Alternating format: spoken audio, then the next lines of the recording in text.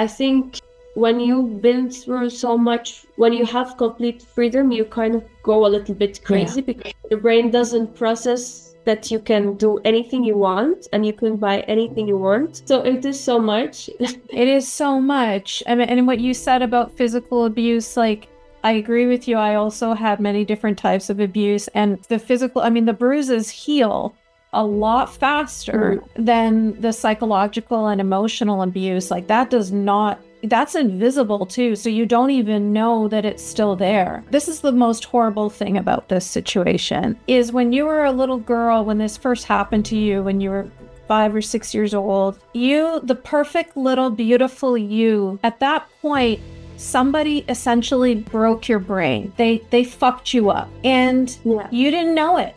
You just continued living your life. Predators knew, just like all predators out in the wild, they have a sixth sense and they know who they can choose as their prey. You were the victim. It's your responsibility to fix what you never broke.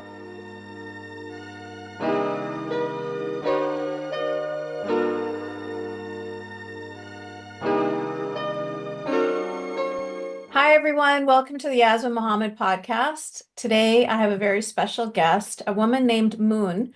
Moon is a Syrian refugee. She's an ex-Muslim and a future special education teacher. She is a survivor of domestic violence, child sexual abuse, and rape. Moon happens to fall into the small percentage of statistics where all of her abusers have always been women.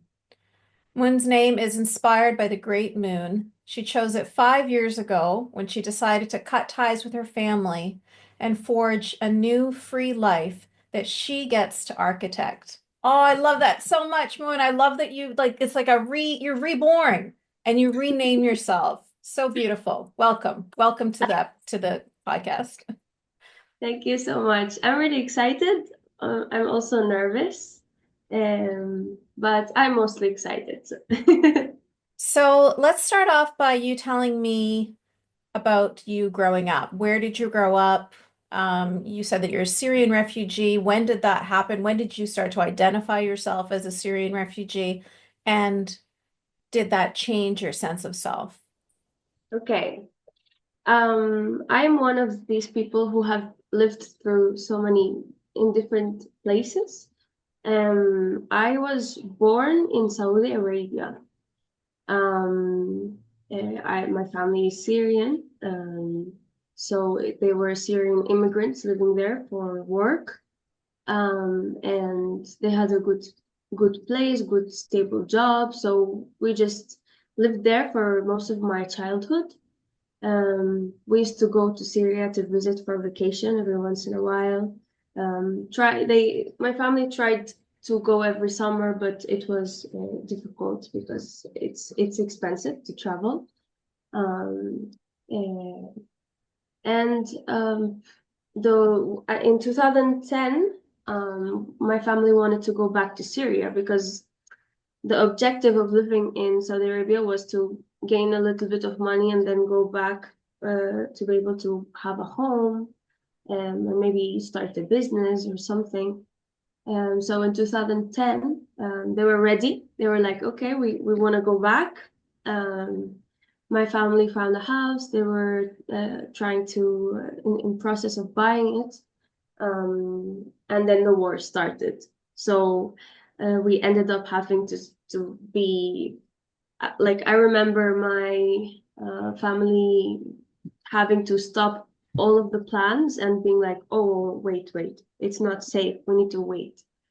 So we were stuck in Saudi Arabia. We couldn't go to Syria. All of the money that was poured into a house was gone because the house was gone too. Many of my family's homes were gone too. We lost a lot of family members because we have a really, really big family. So it was, we always used to be hearing this news of, oh, that person passed away, that person's husband passed away, that family member passed away. It's a very big family that we kind of heard things, but I personally didn't know many of the people. So it was a very critical moment because we weren't there. We weren't living the war, but my family was stuck to the news. We were always watching the news, and maybe once a week there was like a scare of, is that because at that time there was some news channels taking like recording corpse. So there were many moments where my mom would be like, wait, is this my brother? This is my brother. My brother has passed away. So we had to call. And I was 12 years old watching corpse on TV. So it was, it was kind of traumatizing, but in a very, very lucky way because I was really away from there. Like I wasn't living there. That's what I mean. So we I was growing up, I was getting nearer to high school, and I was starting to think about what I want to study in university. In Saudi Arabia, there aren't many degrees for women.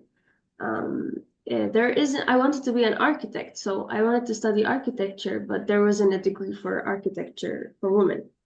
So there was a private university that had like something related to interior designing or something of the sort, but it was impossible to pay. Everything was impossible to pay. So we decided that we wanted to move somewhere. And we were seeing that Syria was, well, my city was almost 80% demolished at that point. So we decided to move to Spain. My father has some old family members here.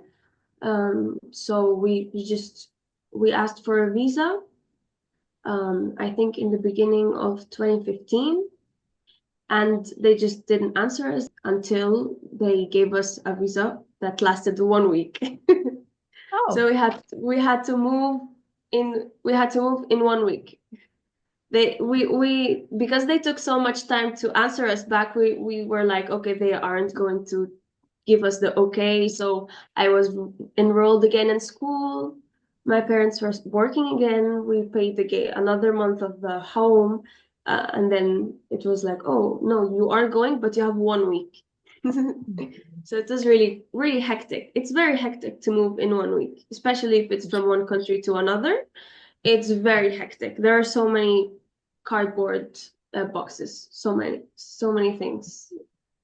So yeah, I moved to Spain since then, and here I am considered a Syrian refugee.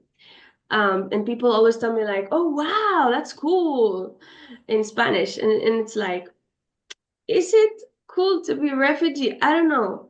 Um, and also, I do feel like I don't have the right to call myself a Syrian refugee because I haven't gone through the war like physically. So I've always used this word with a lot of caution because um, I don't want to let people imagine that I come in a cruise in a bar. How do you say bar? A boat. Um, there are so many. I got so many questions and about this image of a refugee is a person who comes in a floating boat and they have no money or there's zero they know no language, and it's like, no, there are so many type of refugee and so many cases and so many different situations.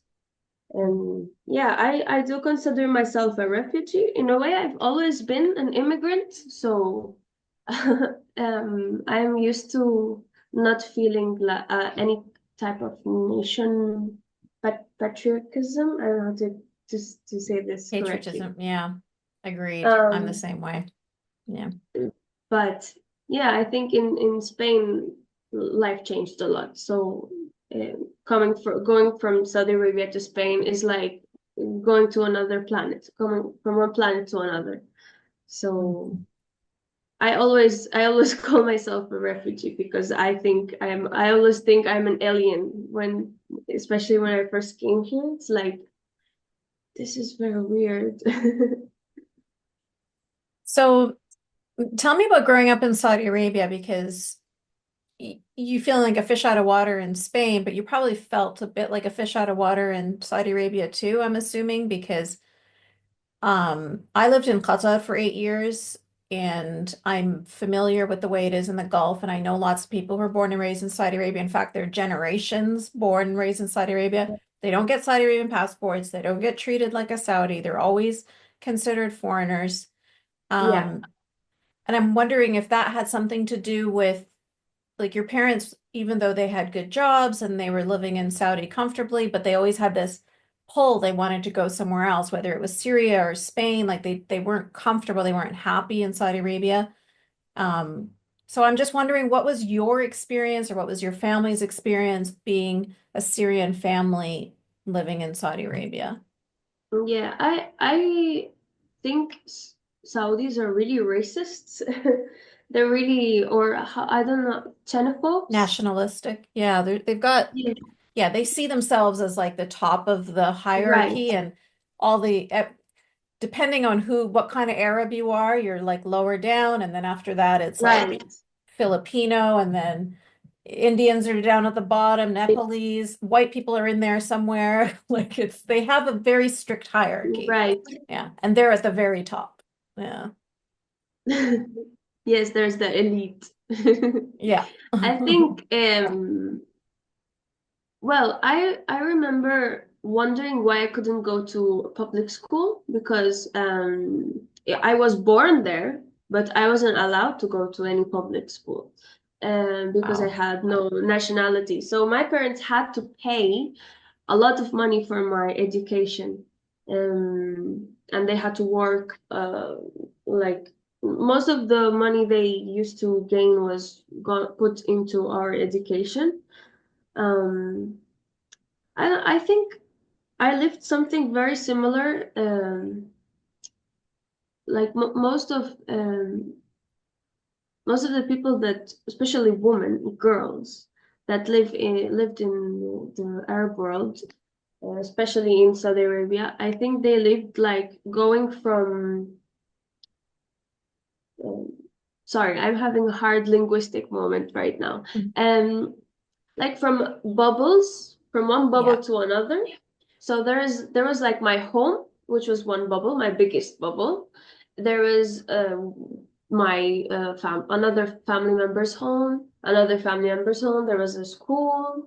There was this particular street that I remember, and there is one shopping center. And Mhm. there was my dad's car. So I would just hop from one bubble to another. I don't remember I when I left Saudi Arabia, I was surprised at myself because I realized that I don't remember the map. I don't know any idea of how the place was, where the sea was, what was how to move around in the city. So I lived these bubbles were my entire world. And I was a very obedient child. Like I was very, I had a lot of physical health problems. I had a lot of allergies, asthmas, which later on in my life I realized were manifestations of my emotional state. So I spent a lot of time in the hospital too. um, I don't know. What was the question again? I got a bit Yeah, no, I was confused. just asking you, you answered it perfectly. That this bubble analogy that you gave us is a really good description. So when you moved to Spain, did you feel like, because when you're describing these bubbles and you were saying like you didn't know where you were, you didn't know where the sea was, like you couldn't, you didn't even know anything about your surroundings other than just the little bubbles.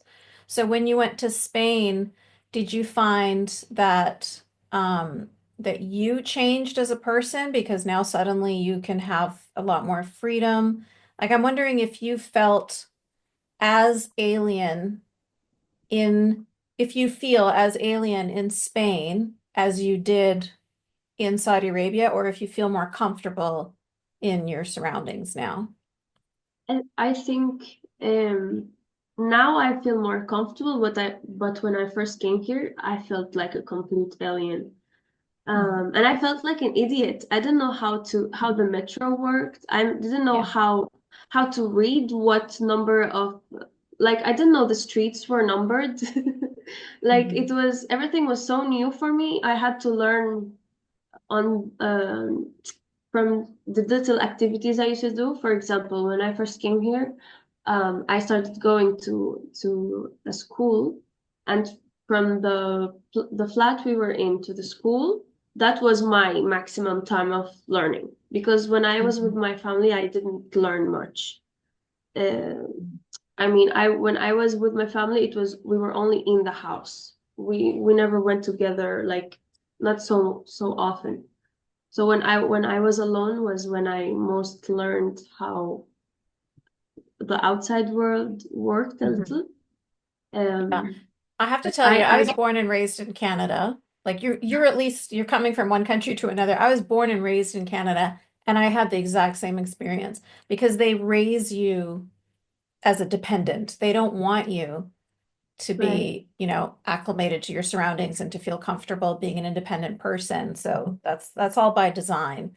So I yeah, know that you're kind of being a little self-deprecating. So I wanted to tell you that like it's even worse. Imagine being born and raised in the country and not being able to know anything or how to get yeah. around. And I did feel like part of me feeling like an alien was because of the restrictions I had from my family. Yeah. Like if it was just for me, I would do so many other things, but because I had to follow these rules, I just couldn't um, follow my curiosity the way I wanted to. For example, sometimes I wanted to stay after school and maybe spend a little time in this music class there was, but I was forbidden from staying after school or staying till late or meeting friends. Like I had no so much social life. And if it was existent, it should be observed. It should be with another girl, and if it should be, it better be with another Muslim. So if it's not, this person will be greatly like analyzed. If because I don't know, I think in Spain, my family realized that they're gonna have a hard time finding Muslim communities, because there aren't many Syrian Muslim communities in the city where we are. Mhm. So they realized, okay, I cannot force her to be with people like us, so we're going to have a like a Controlled. selection. Yeah, a Yeah. selection. Yeah. Yeah. I love what you just said about following your curiosity. Beautifully stated. Beautifully stated because that's that's how I felt, but I'd never described it like that. But it's exactly that. Like you're so restricted and you're curious and you want to learn and you want to go and you want to be, but you're so restricted and it's for people who don't have that curiosity, I assume it's easier for them to just like get in line. But for people like us who are so curious and who want to learn more and do more and be more, it's just so debilitating to constantly have to dim your light in order to survive in the environment Yeah, that is forced on they don't you. like the questions. No, they do They not. don't like the questions. Yeah, They're frowned upon to be curious and be like, but yeah, why is this that? It's like, no, don't ask. You can yeah, trust the tree and not the ask about the leaves. And it's like, what are you yeah. saying? I used to get told it's waswasa min ash-shaytan, the devil's whispering these questions in your ear. That's why you're asking them. Mm, Yeah. If the devil wasn't yes, there, that's poking and prodding you, then you would just do as you're told and just listen without asking questions. I was curious if your family is Sunni or Shia. my family is Sunni, although here my father is the most religious person in the family, and he has found this group of Sufi Mhm. um, Muslim that are Spanish. They're from here. They Oh, found this cool. hippie Islam, and they're Yeah. like, and they're kind of like, I don't know what he identifies with right now, but they're Sunni. Yeah. Well, I'm glad he found them because hippie Sufi Muslims, that type, like not all Sufis, obviously, but the ones that you're describing sound like the least offensive Yes. of the different kinds of Muslims that he could have found. So that's good. Um, so when I was just asking you that because I was thinking of your family in Syria and ISIS and everything. So that's why I was asking Yeah. you that question. Because obviously it would have been it was worse for the Shia families and Shia people there because that's where ISIS were targeting them and the Yazidis, of course, and stuff. But it's a war and everybody is getting hurt, and it's a real it's very, very sad that your family lost so much money in trying to get a home in Syria and all of that. That's devastating. And I'm glad that you have a home in Spain now.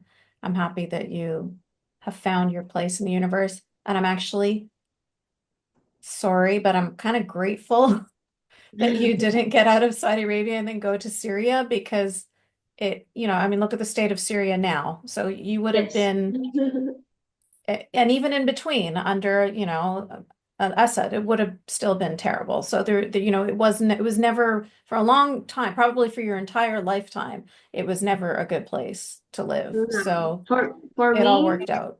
Yeah. no. I'm a very bisexual human, and Mhm. I think I wouldn't survive, and Yeah. I wouldn't have survived well.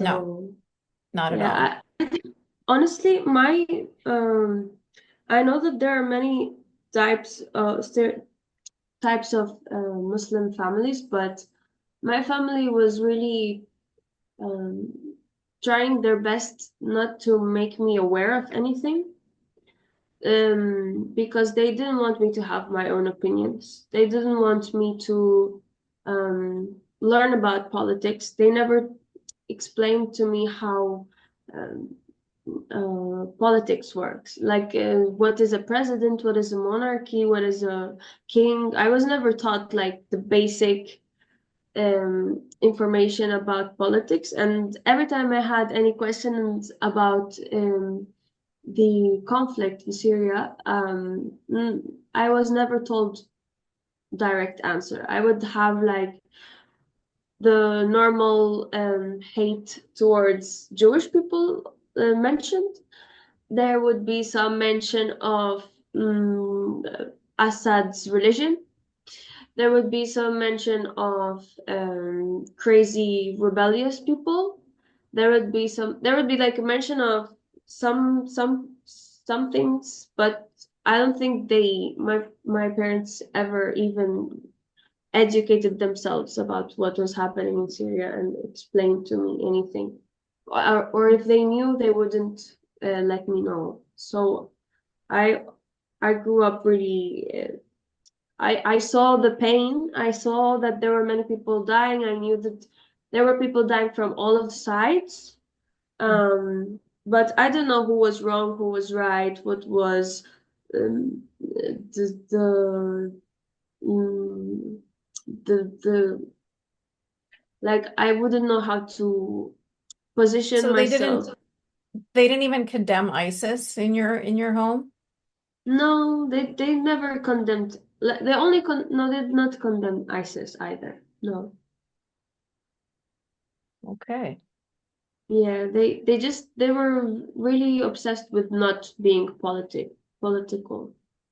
I had a lot of family members being tortured before the civil war in Syria started, because of because they thought they had suspicious activities, or because they used to have um, opinions about the president, and my family was really scared of having anything happen to us like them, so they just made sure we know nothing, Yeah. like to a very naive extent. Yeah, no, I can understand that. You'll hear some similar stories from people in Iran being raised under the Islamic regime of Iran. You know, you always have to be hush hush. And if you're even if you're going to say something to your kids, you almost have to teach them to lie, to speak differently outside the door, or better yet, just don't talk about it. Don't put things in their head that they might accidentally say out loud and get themselves in trouble. Similar in Iraq under Saddam Hussein or in Libya under Gaddafi. This is the state of our Middle East, unfortunately. That's a familiar story. So let's go back to your personal life, your personal story. There were quite a few horrific circumstances in your life, quite a few traumatizing abuses. Let's unpack that a little bit. Let's talk a bit about that. Your perpetrators were mostly women. Um, yeah, so tell me about the circumstances of that. Like, did your parents know? Did you feel protected? Was there a culture of silence around it? Tell Okay. us all of that. Okay, to start, when I was 6 years old, I had I went through sexual abuse by a family member who was a woman, and my parents knew about it. I think the what really silenced my experience was the fact that who raped me was a woman, because it was like, oh, this isn't normal rape, so let's just forget about it. So I was not protected from this person. I kept seeing her in every family gathering. I was not protected or in any way from her. And a couple years later, when her brother was discovered raping another family member, another child, there was this like explosion in the family.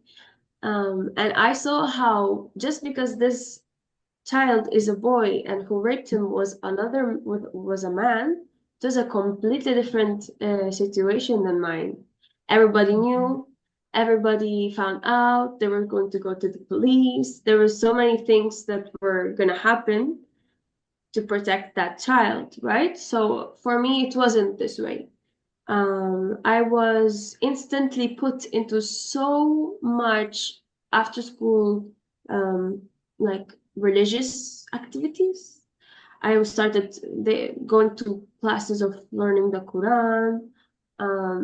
I started suddenly I had so many Muslim, like very religious Muslim friends, and I did.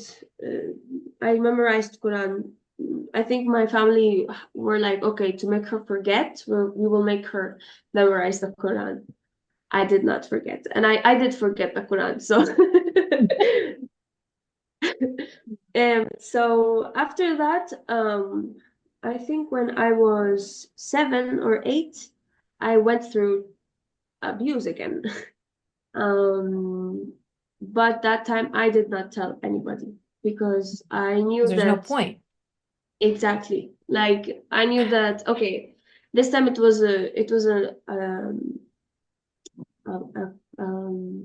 child on child sexual abuse, so it was another child, um, and I just forgot about it for a couple of years, um, and then when I was 14, another school companion, um, well, sorry, I was molested by another schoolmate, and I did not tell anybody too. And all of these experiences went deep into my conscious. Like I learned so well how to dissociate because of these experiences. And I became a very dissociated child. Like I don't remember so many of my childhood. And I didn't really process it at that moment. And then as all of this happens, I was really in our household, the most Muslim figure is my father, but the most abusive person as a parent is my mom. So that's another woman figure that was really abusive. She was very physically abusive, and there was no way of stopping her. Like if she got angry, she got angry. And as I grew up, I understood her rage. I think she also has been through so many experiences that went into her subconsciousness, and she never wanted to be a mom. She never wanted to have children. So when she has a very curious, a very hyperactive child, she just wanted to silence and calm down. So she would go to become physically violent. The last time she was violent with me, I think I was 19, a year before I left home. I thought that when we came to Spain, things were going to change and that she wasn't going to hit us anymore. She promised us that herself because she was scared of Spain police. She was scared that the Spain police will take the children. So, when I was 19, my mom took a perfume bottle, and I don't even remember the reason why she was angry. There was never it was never Doesn't matter. Yeah. exactly. It never mattered what made her angry. So she took a perfume glass bottle and she just wow, she threw it. And I, thanks to my really good dodging ball skills, I dodged it. But I think that was the moment I realized that there is no way of changing her. She has a problem, and I'm not going to be the person who will change her mind. So that's a little bit before moving out of my parents' home. This is the kind of abuse I've been through before that.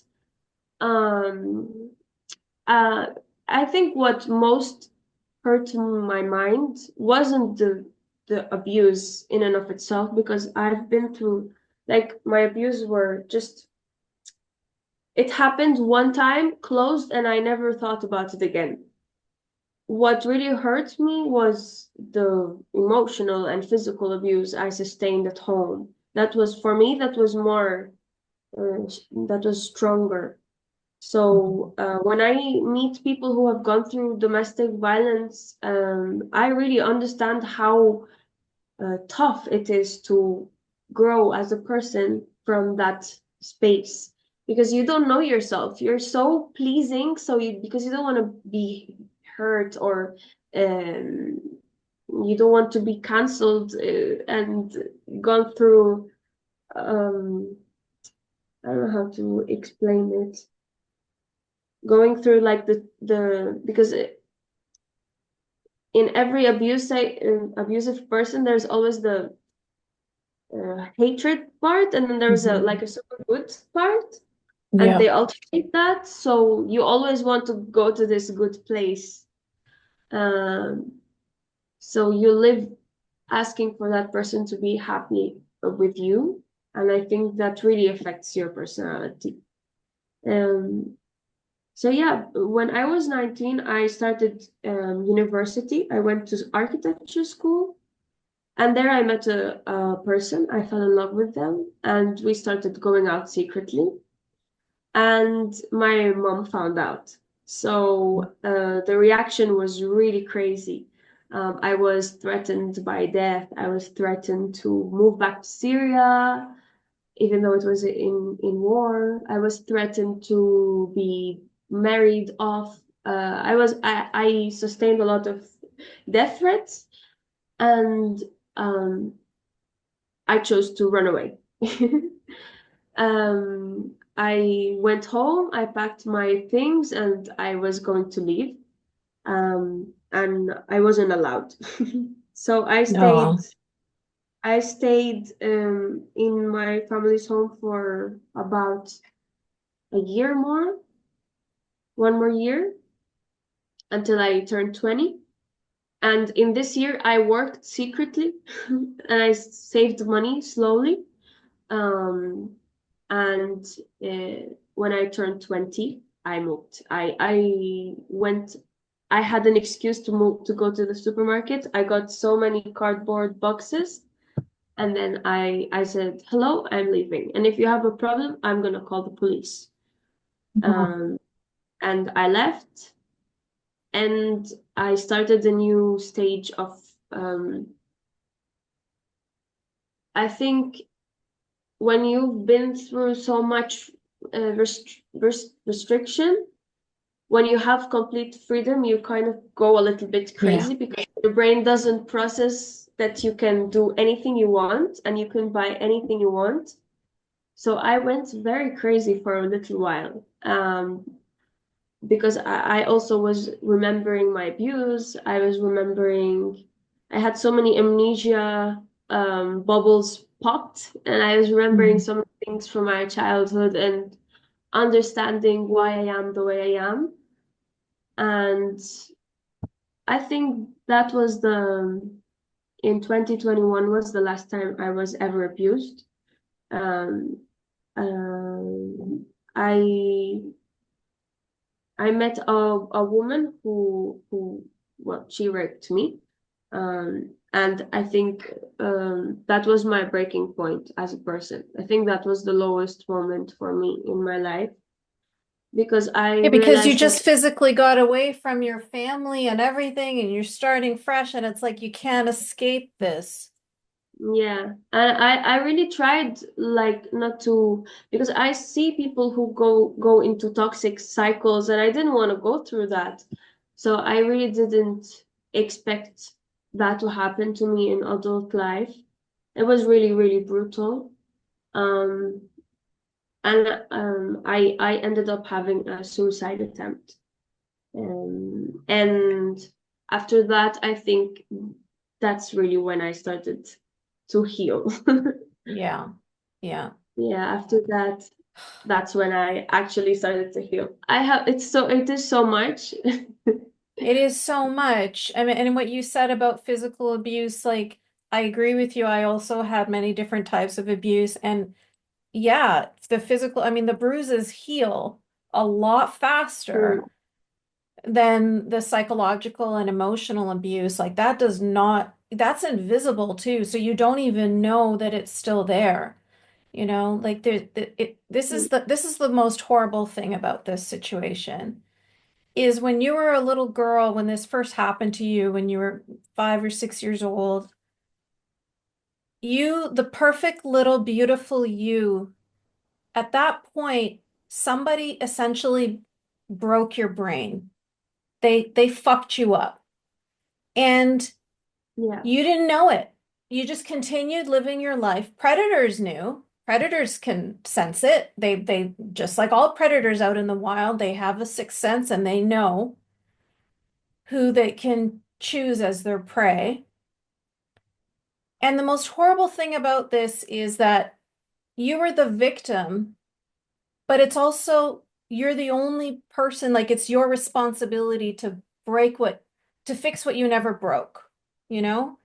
So you would continue to, these predators would continue to find you until you can go back to that little girl, go back to, you know, to who you were at that time and try as best as you can to heal yourself as you said, like now, like basically fix what they broke, you know, and it's like you're like you haven't been through enough in your life but you also are tasked with this, you know, monstrous task of um healing yourself. Like it's so the injustice of it, you know, like somebody else did this to you and now you have to heal yourself. But if you don't, you're just gonna it's just gonna continue to happen because they're gonna continue to find you somehow. They just have some evil sixth sense.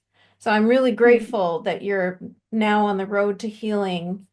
Um, I'm so, so sorry. Thank you so much for sharing all of this with us. I know how incredibly difficult it is to tell these stories and to be so raw and honest with us. And I really appreciate that. But it's so important for people to hear these stories and to know that they're not alone because the shame of it is what, you know, that's why we continue to bury it and we continue to move forward. And that cognitive dissonance you were talking about, like there's the really bad part of the person and then the really good part of the person. And then you just continue ignoring the bad over and over and over again, hoping that the good part is real, hoping that the good part will somehow win over and the bad part won't show up anymore.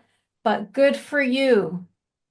My God, I'm so proud of you for recognizing with your mom that that is a black hole, that is a hopeless cause, that you can't do that for her. Your mom is broken because of her own issues, right?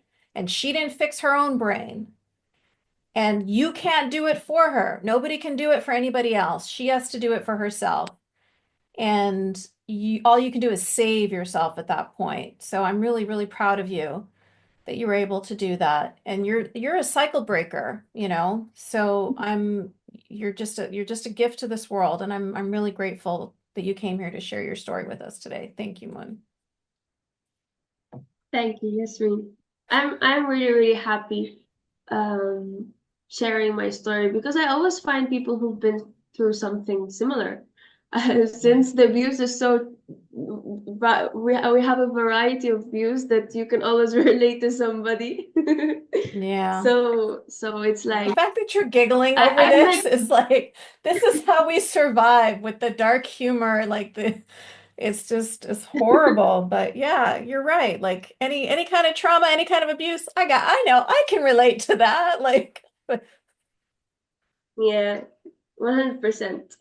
I no. think the most point.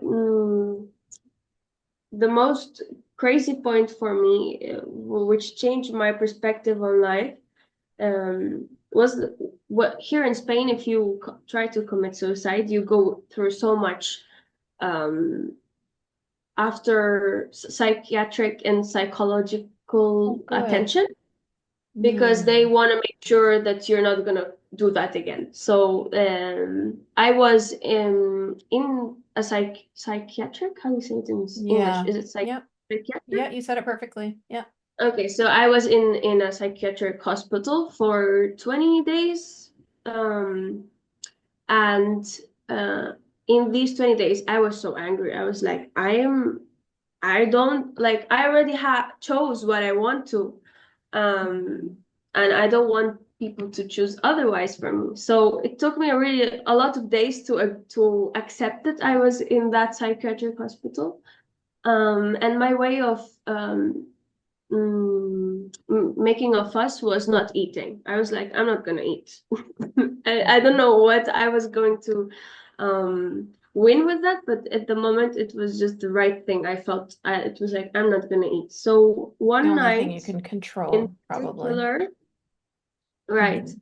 So one night in particular, I think it was a week before I left, I had a rage, a big rage, because I had some people in the psychiatric were making comments about me being Arabic, and some unnecessary comments about, yeah, you Arab, random, go eat pork or something like that.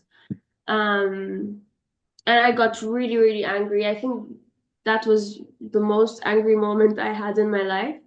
Um, I had a physical reaction of anger, and I ended up locked in a room. Okay, so that that afternoon I spent it all alone in that room. There's this little window, and I could see through the window people moving in the hallway. And the night time came, and it was dinner time, and that was the first time I didn't have a choice over if I wanted dinner or not. I was locked in that room. And when I heard the people be going to have dinner, this is very silly, but it was a very important moment in my life. I realized that I did want to eat. Like I realized that I do want to be alive. I do want to fight. I do want to be there. I do want to have this conversation with that person and explain why telling me go eat pork isn't going to offend me, because I can go eat pork if I want to. Like, um, that was a turning point for me. Well, the whole psychiatric stay and my suicide attempt. But that moment was the moment I was like, okay, I can visualize myself ready to go out um and fight what I have to fight. And like I had to. There's no option. So we're gonna do it strongly. So yeah, I think that's a good. I wanted to share that. That's wonderful. Thank you so much for sharing that. That has, you really touched me. That's beautiful. You just never know what it's going to be, that thing that's going to allow you to turn the corner. But I'm so glad that you did. And now you want to use your life to help others, specifically special education. I know you're very big into sign language now. You're learning sign language and you want to be a sign language interpreter, or tell me about the profession, about being a special education teacher and your connection to sign language now. What are your hopes and dreams and plans? Okay, I'm really, really happy sharing this actually. Since I was really, really little, I've always told my family I want to construct a residence and then adopt autistic children and then live with them in this residence. So I tried architecture. I did not like it. It's very academicist and unhumane. So I took a Oh, year off. Well, my year of when I had my suicide attempt, I took this year off and started to think about what do I want to do. And I realized that there is this degree in Spain that's called communicative mediation, which translated it would be like an intervener. Uh, So basically, it's a person who studies all type of possible communication and communication systems, and they make interventions with people who have any type of diversity or difficulty in communication. For example, a person who is deaf and has a cerebral paralysis. Is it called that way? cerebral Okay. palsy. Yeah, maybe. And they have aphasia, for example, a language disorder. So there, the language first, it's sign language. Second, there should be a type of intervention to make the people around that person understand that person. So that's where an intervener works. Or for example, with deaf blind people, they use sign language, but hand-on-hand sign language, which is fascinating for me because it's through touch that they understand the words. Even with children or adults with autism and the autism spectrum, communication varies, and they can use iPads or tablets with the communication system to be able to communicate. So I'm studying this. I'm going to graduate very, very, very, very soon, actually in May. And I'm already working on some things to have I'm not sure how you say this in English, but maybe it's called association. Is it called association? Maybe. Mm-hmm. There's a group of people who create Yeah. a not business, a different type of juridical um, aggregation, I think. Well, we're looking through me and my classmates are looking to be able to create one and maybe make it more official. And yeah, I love it. I try to say it all the time. Hello, I study communication mediation. It's so weird. Shortened MECO. Shortened Oh, MECO. MECO. And yeah, I love that's sign. so cool. It's very, very, I think learning sign language really changed my perception of communication. It's amazing. I really recommend Mhm. everybody to learn a little bit of sign language. And how did you learn about this? Sorry, I don't know if you've said this. You were said you were into architecture and then you got into this, but what sparked your interest, or how did you find out that this was a career? I always, since I was 15 years old, I was really, really obsessed with learning sign language on YouTube. I would Mm. start learning American Sign Language, which isn't Spanish or Catalan, but I would learn it anyways because it's really interesting for me. So everybody knows I love sign language. Everybody who knows me knows I love sign language. And then a friend of mine told me she knew that I was searching, soul searching, and looking for what I want to do. And she was like, "Hey, do you know about this?" And I was like, "Oh, Wow. I looked into the subjects, and I was fascinated. Fascinated. Cool. You Yeah, discovered that's the thing I was wanting ever since I was a little girl talking about my future. Like, I found it. This is it. yeah, Wow. 100%. It That's was really, it amazing. was really crazy to finding that it existed. This is so beautiful because this is the next step in your healing journey. Like, it really is like just the glow up at this point. Like, it's so beautiful to meet you at this point in your life. You're like a firework. Like, you just got ignited and now you're soaring, and I'm so proud of you, and it's so beautiful to see. And I just I can't wait to hear more about your journey and learn more about what you're doing. And I do want to say, like, look at the beauty that you're bringing to the world, and the love and the support that you're going to be able to reach people and communicate with people who have difficulty communicating. You know what I mean? Like, you're just to be able to offer that gift to the world, and you didn't see yourself. You didn't know who you were. You didn't realize all of this power, this enormous power that you had to bring such, to bring such joy to this world. You know how important it is to be able to communicate and to speak your mind and to be heard and to be understood. And you get to reach people who, you know, that can't do that so easily because of the world that we live in. And you get to help them. Like, it's so wonderful. And I'm so glad that that day in the hospital that you decided that you wanted to eat, because look at you now and look how many lives you're touching now. So, yeah. I always tell my deaf teacher that I was deaf for a little while, which was when I first moved here because I didn't know Spanish or Catalan. And I was Yeah. thrown into a school the fourth day, and it was like, I don't understand anything. And it was like that Wow. for a couple of months. So I understand deaf people. We get each other. A couple of months is pretty good, because that sounds like a crazy difficult experience. Yeah. But yeah, it definitely allows you to relate. One more trauma you can relate to, Moon. Yeah, exactly. All right. Well, we're going to open it up to questions and comments now from our community here. And we're going to start with Courtney.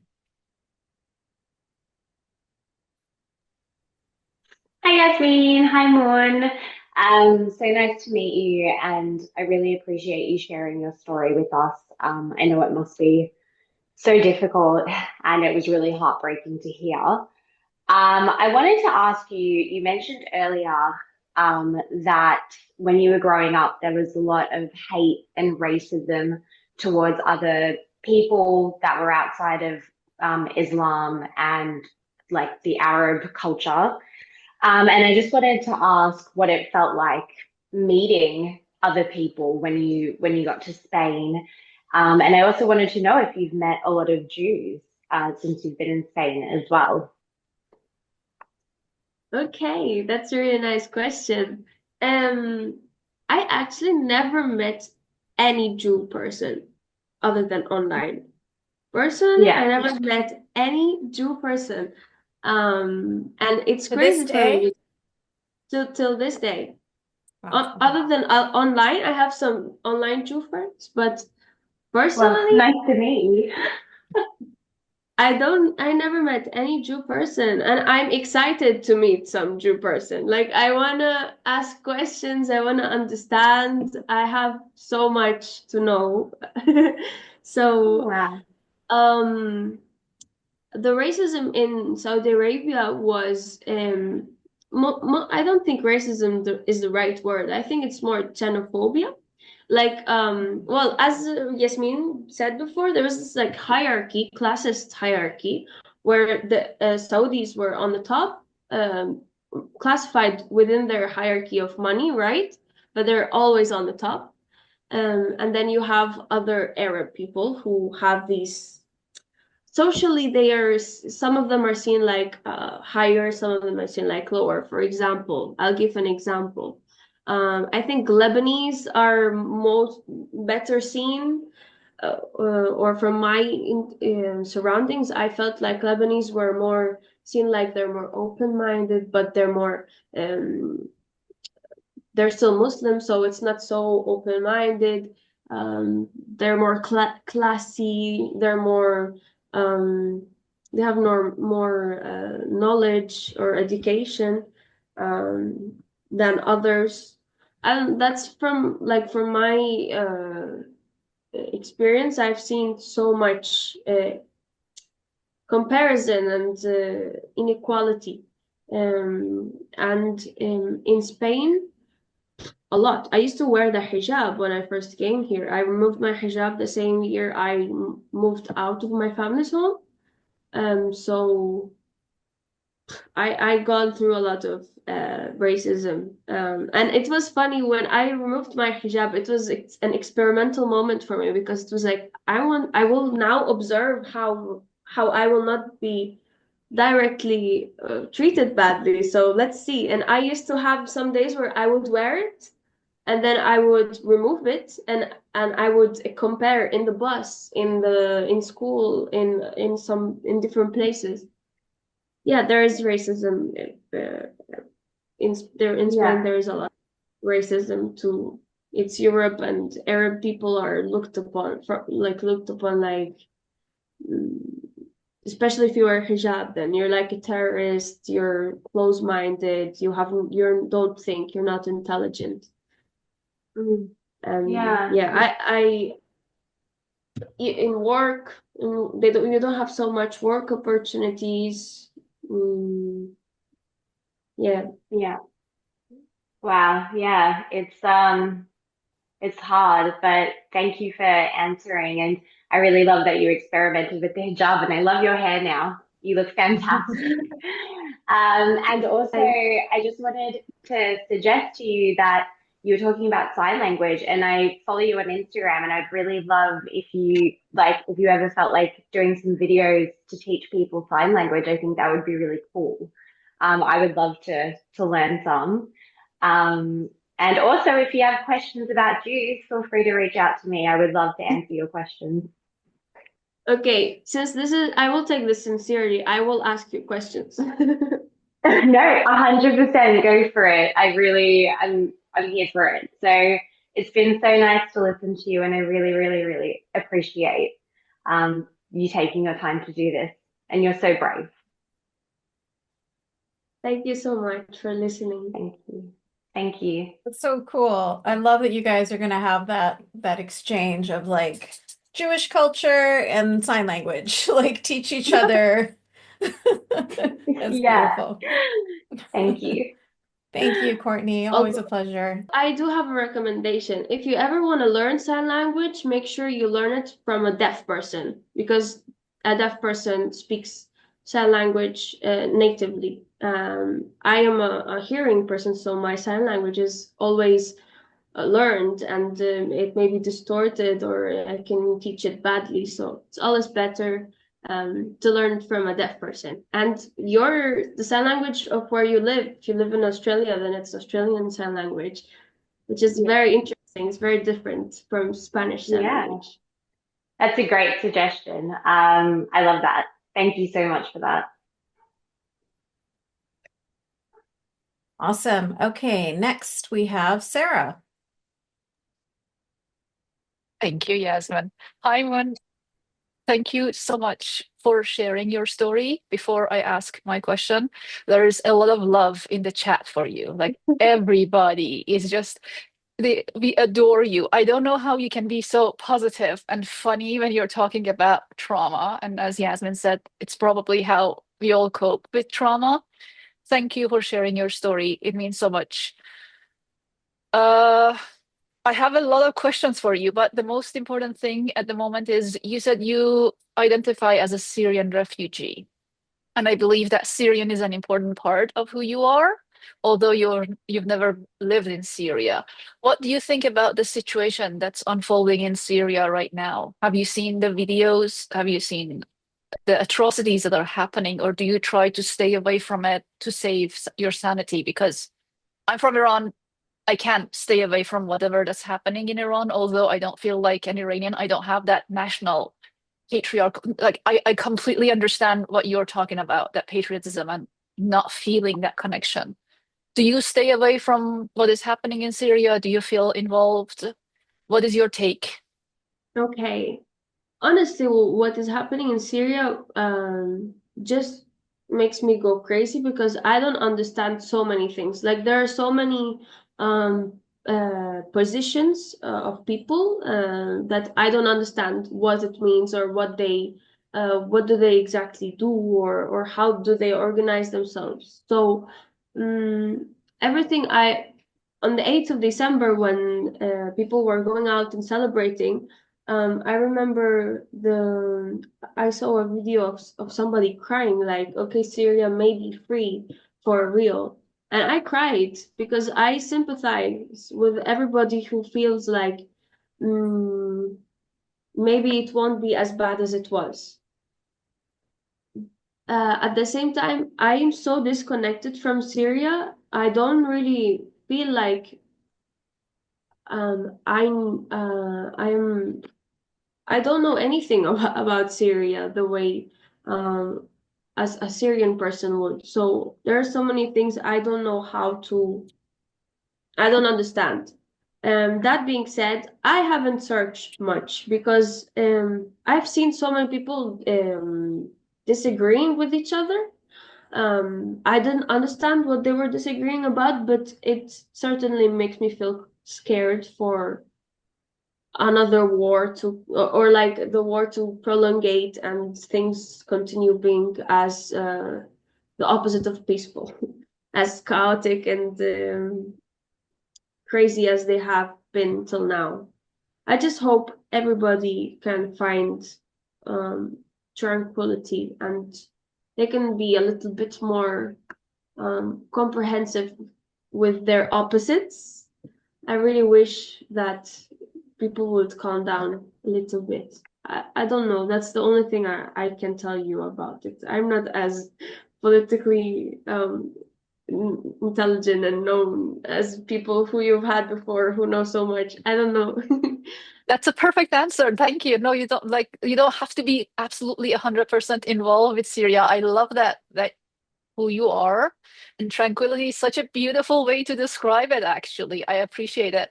And just a comment, what Courtney said, I second. If you ever decide to do sign language lessons on your channel, I would love to do that as well, because you made me remember how much I love it. And I've started going back and studying it again just because I watch your videos. So what Courtney said, 100%, I second that. Thank you. Thank That's you. great. So if Sarah or Courtney ever visit Spain, then they're gonna know Spanish Sign Language. Yeah, if anybody ever visits Spain, please tell me. We will have a Yeah. coffee and have something to drink or to eat. Some patatas bravas. Oh, Yasmine, you have beautiful Spanish. I'm impressed. Oh, gracias. I won't say any more before I ruin it. All right, Graham, you're next. Moon, just to say thanks for sharing. You're an amazing person, and Spain is lucky to have you. My question is just this. I'd be interested to hear about your journey out of Islam. Okay, this is something I'm still unpacking. I think it's gonna take a while for me to unpack. Um, I've always been a very, very, very religious child. When I was a child, I mean, and God was a little bit as my friend. So I would talk with him before I sleep. I would explain things, and growing up, what started ruining for me my relationship with God was people. People were telling me, no, God thinks that, and God does that, and God doesn't do that. And they started telling me all of these things about God that started making our relationship kind of, we stopped being so much friends. But being more serious, another thing that for me conditioned my spirituality was masculinism. Is this the right word in English? Is it the right word? Machismo, masculinism? Right. Yeah, like masculinity, toxic Yes. masculinity, probably. Yeah. Patriarchalism. Oh, Yes. yeah. Yeah. Yeah. There you go. So I started realizing that there are so many laws or rules that condition women more than men. And I would ask a lot about them. For example, how do I always speak English. I don't know what is happening for me now. Being the most Spanish person, it's like um for example, when a father dies and he has a child, a boy and a girl, then the money would be multiplied for the boy than for the girl. Like Inheritance. Yeah. yes, the inheritance. I realized the inheritance was unfair. That was the first thing that I saw, and I was like, "What is this?" And then I realized that it was that way because the man takes care of the woman. So if the father dies, the men in the family will have to pay things for the woman. And I was like, but why don't the women pay it for themselves? Why don't you split the money in half and then the woman will pay it for themselves? And then I looked at myself in the mirror and I was like, fuck, the hijab. What am I doing? There was a moment where I kind of realized about all of these unfair things that I was doing just because the religion said so. Um, and it was very natural for me. Like I never explained it to anybody. I never was loud about it. I didn't know that there were other people who left Islam um, until last year when I read Unveiled. I didn't know that.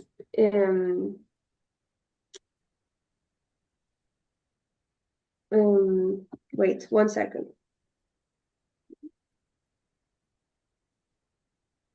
It was just a very natural process for me. My family don't know. I did not tell anybody.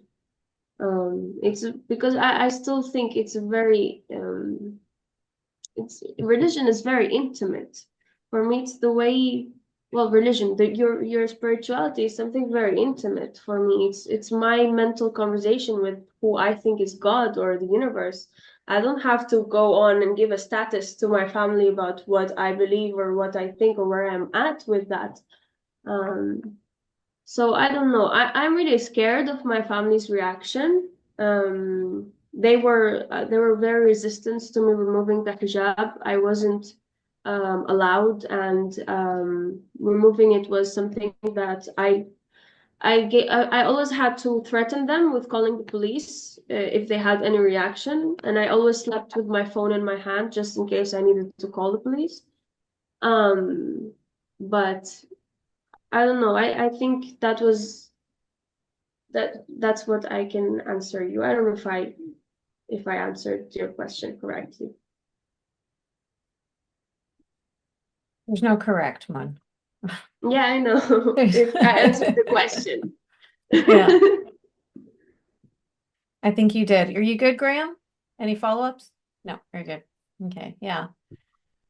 No, that was I just have to say that I feel very grateful that I was part of your journey. That I got to be, yeah. I'm happy that my book reached you. Yeah, I'll tell you something. With my girlfriend, we read books together sometimes, okay? And how do this go? Well, I read some pages and then she reads some pages because you get tired after you read 40 pages, right? But your book, when I started it, I was gonna read it alone. I started it, I reached like the middle, non-stop. I couldn't stop. And then I was like, wait, I need to read this with her. So I sat her down, we sat down, and in one weekend, we finished the book. I was reading it out loud. I told her that this book, I want to read it. Like we could share, but I wanted to be reading out loud. And I was like, it was crazy for me because I felt very identified with so much little details you explained in your book. Things of the quotidian, is it called? The day-to-day of living in an abusive household. It's something I think that you only connect with if you've been through the same. And I don't know, I'm very, very grateful for this book. It really put a period and a new sentence or a new page for my journey with Islam specifically. And I'm really, really, really grateful to have texted you like so happily, like I want to. I don't know. I don't even remember what I sent you a message, but Well, and I read yeah, it in I remember. Catalan. I read it in Catalan, not in English. Yeah, awesome. I don't. Most of the books I read are in Spanish, but I read this one in Catalan, and it's beautiful. Know that it's beautifully translated. It's beautiful. Oh, good. I will buy one. I will buy one because I read that book from the public library, so I will buy one for me. Oh, I'm so glad that my book is in the library. Yeah, it is. That's People take great. it. It's busy. It's very busy. It's Oh, always occupied. oh, that's awesome. I'll go donate some Catalan copies there so there's more people can read it. Love it. Oh, that's really great. I do remember the message I got from you, and I was just floored. I was like, oh my gosh. And then I asked you, I'm like, would you be willing to come on my podcast to talk about this? And you said, no, it's too soon, it's too much. And then literally like a couple days later, you're like, okay, I'm ready. I was like, wow, that's awesome. That pretty much sums up my personality, honestly. Well, it's good that you took some time to think about it because I quite often ask people and then they say, no, I'm not ready yet. And then I always say, the invitation is open because obviously this is a big deal, and you'll notice now, like all of these glow ups you've been going through, this is going to be another one because once you've said it out loud, you've told the world, you've expressed it all, it's no longer in you. Like you're not keeping secrets for them anymore. You're not, you're just like you've let it all out. Like this is not, I'm not keeping this in me, and there's such a freedom. It's so cathartic to do that, and to know that there are so many people all around the world cheering you on, supporting you, loving hearing your voice, loving hearing your story, appreciating, the beauty that you're bringing to the world. It's just another part of the healing process. So I'm really, really grateful to you for having I hope that you quick epiphany. I hope you feel reflected with everything you say, because I feel like your words can describe you perfectly. People listen Oh, to you and they're very grateful for you making what you do. So it's it's it's really cool it's full for us to circle. Yeah. I want to ask you a question. There's something that I had when I finished the book. I was like, I need to know about this. She did not Yeah. explain about this, and I want to ask you, how did it feel like the first time you walked around without the hijab? Yeah. That's It was that's You probably are going to relate to this because you had a similar experience. So I used to wear niqab, so I used to cover my face. So removing the niqab was really difficult because there's when your whole face is covered, you're so separated completely from society. So for years I was walking around like a ghost, nobody can see me, but I can see everybody. Nobody's interacting with me, but I can see everybody interacting with each other. So I was so dehumanized, but the dehumanization was so normalized. It was, I don't want to use the word comfortable. I don't know what word I can say here, familiar, so that I was completely separated from the world. So when I took off my niqab and then I was interacting with human beings again, that was really weird. That was very uncomfortable. That took me quite a while to get used to. And then removing the hijab after that was a lot easier compared to removing the niqab. So it wasn't quite as psychologically or emotionally difficult. And at that point, I had friends that were like, we're gonna do you up, we're gonna do your hair, we're gonna do your makeup, we're going clubbing. And so I was like all excited about everything. So it was you know, and I was drinking, and so it's like you're in the moment and everything else. So I didn't I don't remember it being quite as difficult as removing the niqab. So I guess I did the harder thing first. So hijab was a lot easier for me. But it does feel like you're walking around naked, it does feel like your face is out. It feels like your breasts are out. Like you feel so like, oh my God, everybody's gonna look at me. Everybody, and nobody cares. Like literally nobody cares. And I went through that with wearing sleeveless tops or wearing a short yeah, skirt or wearing totally. shorts. I'm like, but Yes. it's crazy how it's so ingrained in you. So that years and years and years later, you're like, oh my God, is my top too tight? Or is you're still thinking about that modesty culture, purity culture garbage that they put into your head. The shame, you feel ashamed of yourself. You feel ashamed of your body. And it lingers. All that stuff it's like stays in your brain and little crevices, no matter how much you try to cleanse it out. How about you? What was your experience? Well, my experience was very paranoid. I Mm, was really, really paranoid of somebody seeing me. Um, at the same time, I loved the sensation of the wind in my ears. I missed that. Like I was a hijab user since from 12 years old until 19 years old. So that's a lot of years. mhm, Um, and I don't know, it was beautiful. At the same mm, time, I was angry because I realized people were way less racist with me, and people would be like, which city are you from?" "From Spain." And I'd be like, "I'm not from Spain." And they're like, "Oh, where are you from?" And I'm Syrian." And they're like, "Oh." And the questions before were, they wouldn't people I'm very white passing without the hijab. Like people think I'm European, and I am not.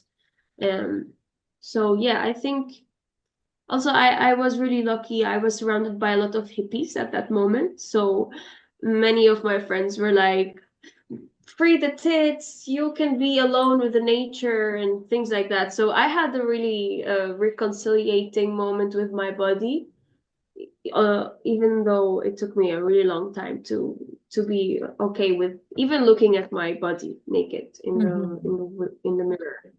Yeah. But Yeah, totally. Because they used to tell us, and I don't know if you were told this too, but this is probably in the more conservative, more religious homes, that there's jinn in the bathroom. And oh so, yeah, yeah, you know about this. So you have to say "أعوذ بالله من الخبث والخبائث" when you're going in. yes, With the you go in with the correct foot so that you don't get possessed. And the whole time right. I'm in the bathroom, it's like if they see your body, they're gonna possess you. So you better be careful. I used to shower so quickly and like quickly grab the towel, and you're just like you just have like this constant shame of your body. Like I remember watching a show, it's dated now, but somebody might recognize it. It's called Arrested Development. And there was a character in there who said that he was a never nude. He never took off all his clothes. And it's a joke, it's hilarious, but it's like that's how we were. We were never nudes because we were so constantly feeling like, we have to cover our shame, we have to cover our bodies. So you never felt comfortable in your own skin.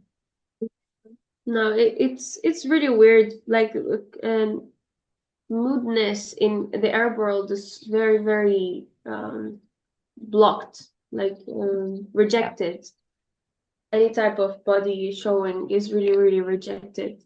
Even in your own home with your uncle or your dad, it's like you cannot show your body. It's like, why am I supposed to protect myself from my father? This is not okay. Um, yeah, it's really Yeah. weird. I have another question. Yeah, go ahead. Um, I don't know how to pronounce your name, Graham. This is another moment that I think of God right now in the Muslim way. When I'm really scared, I think of God. I start praying. My brain starts praying because I'm so programmed to say phrases and words in a specific moments that even when I'm scared, I'm my brain automatically goes there. So I wanted to ask if you go through the same, even years after uh, not being Muslim anymore. Okay, so for me, I thought you were asking Graham. I did in the beginning in a really weird, uncomfortable, like aggravating way. It used to make me angry. Like, why are you still here when these thoughts would come up? I was afraid of hell for the longest time, but I did not have a nice relationship with Allah the way you did. I never considered him a friend. He was nothing more than something that was going to throw me in hell if I didn't listen to my mother and follow the teachings of Muhammad, right? Like it was just all fire and brimstone for me. There was no positive experience. There was no positive relationship. So, yeah, I never would pray for help from him, but it was more like if I was doing something, I would get that twinge of like, oh my God, I'm gonna get thrown in hell for this, and then I have to be like, stop it. There's no such thing as hell. There's no Allah. Stop being dumb. And so I have to do that thing in my own brain. But yeah, I never felt like I could go to Allah for like guidance or support or help or anything like that. That's not what my relationship with him was. It was all very just fear, fear, fear, fear, fear, fear.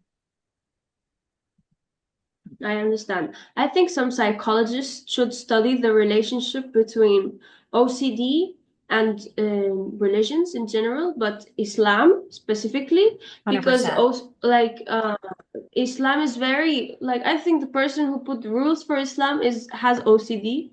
The fact Yep. of the repetition Three, of three everything. times. Like when you're, yeah. Yeah, it's very obsessive compulsive, and when you do something wrong, you have to say astaghfirullah, astaghfirullah, astaghfirullah, even Yeah. if you, and then you're in the bathroom, and and then you say astaghfirullah in the bathroom. You're not supposed to say Allah in the bathroom, so you have to do. Yeah. It's obsessive compulsive. I truly believe they have OCD. Whoever wrote the manual. Absolutely. Yeah, absolutely agree with you 100%. And it creates OCD in all of us because we start to become obsessed because there's so many rules and we have to make sure we follow the rules. And did we put the shoe on the right foot at the right, which one did did I drink my water properly? Did I, like everything, there's so many rules for everything all the time. And there's no room for error, right? It's like a sirat al-mustaqim. And if you err, it's like they show it like a tightrope, right? And like hell is on the bottom. So if you just like little bit of hair comes out of your hijab, boom, you're burning in hell. Like it's just constant anxiety and pressure and stress and yeah, so it turns us all, gives us all, disorders. 100%. All right, before we go, everybody in the comments is agreeing with you. I think the three, like with the wudu and everything, like everything being 3 times is just like, I think that's a huge telltale sign that we're dealing with. I mean, there's so many telltale signs that we're dealing with an unhealthy man with Muhammad, to be honest. But, yes. That's probably the least offensive of all his issues. No, my partner has OCD, and it's very like there are so many similarities. That's why I really think somebody should make a study of this. Yeah. Yeah. Before I let you go for today, before we conclude, I want to make sure that you've had the opportunity to say everything that you wanted to say or share everything that you wanted to share. Maybe let us know where we can follow you, or anything that you wanted to say, some final last words. I want to say thank you so much for having me. I'm really, really, really grateful. I'm really happy too. I was so nervous before starting the call. And it's a pleasure. I love to chat. So if anybody wants to talk, they can send me audios or text me, just anything. It's fine. I will be reading or listening. And I don't know. I have one thing I want to say before I go. My gift to you for writing your book and sharing your story is sharing my story. So I really hope that we all share our stories that way, because it's very healing. And that's it. I'm really, really happy to be here. Thank you so much for having me. My God, you're so lovely. Thank you. Thank you so much. You're such a sweet person. You're such a joy. I absolutely adore you. Thank you so much, Moon. It was such a treat to have you here today. My dog even wanted to come and say hi. He's like, "Who is that girl? I want to join on this podcast." My dog is so sneezing. Oh, good. I'm so glad you have a dog. That's another one of the joys of leaving that religion, right? Like, how could you have a problem with dogs? Like the sweetest things. Yes. Dogs are the best. All animals are really good, but dogs are special. You can follow me on Instagram if you want. I share music and things about sign language and being an intervener. So yeah. Wonderful. And we will, when we post your clips of your videos, we'll collaborate with you, and we're going to share your Instagram handle in the description of this podcast. So thank you again, lovely. And thank you everybody for joining us here today. Enjoy the rest of your weekend, everyone. Take care. Bye. Bye. After hearing all that, you might be left wondering, what can I do? How can I help? Well, this is why I created a nonprofit called Free Hearts, Free Minds. We are the only organization dedicated exclusively to helping these free thinkers. We empower them with our programs and supportive community, lifting them up so they can heal, speak out, and begin to make positive changes, not just in their own lives, but within the broader community around them. If this is a cause that resonates with you and you want to make a difference, one way to do that is by donating to Free Hearts, Free Minds. Because not enough people care about this cause, we need people like you to help fuel this change. You can donate via our website, freeheartsfreeminds.com. Thank you. Every dollar you donate makes a difference.